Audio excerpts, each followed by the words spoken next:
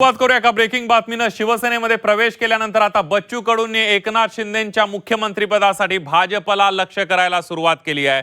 4 दिवसांपूर्वीच एकनाथ शिंदेना मुख्यमंत्री करेपर्यंत स्वस्थ बसणार नाही म्हणणाऱ्या बच्चू कडूंनी आता थेट देवेंद्र फडणवीसांवर भाष्य केलंय। मी देवेंद्र फडणवीस यांचा विचार करू शकत नाही तर मी एकनाथ शिंदे यांचाच विचार करेल असं बच्चू कडू यांनी पुन्हा एकदा एकनाथ शिंदेंच्या मुख्यमंत्री पदाबाबत इच्छा व्यक्त केलेली आहे।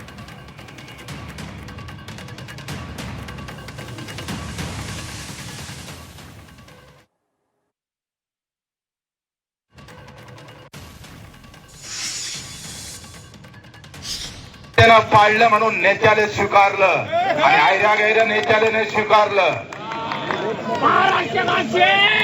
एकनाथ शिंदे पुन्हा मुख्यमंत्री करेपर्यंत स्वस्थ बसणार नाही। हा भगवा आम्ही खांद्यावर टाकला आणि मुख्यमंत्री आम्हाला शिंदे साहेब पाहिजे। रात्री सुद्धा 2 वाजता दार उघडून उभा राहत। आता मी शिवसैनिक म्हणून शिंदे साहेबांनाच स्वप्न पाहिजे ना। भाजपने हे करेल, देवेंद्रजी फडणवीसचा विचार करेल, पण मी काय देवेंद्र फडणवीसचा कसा विचार करू? मी शिंदे साहेबांचाच विचार करणार आहोत।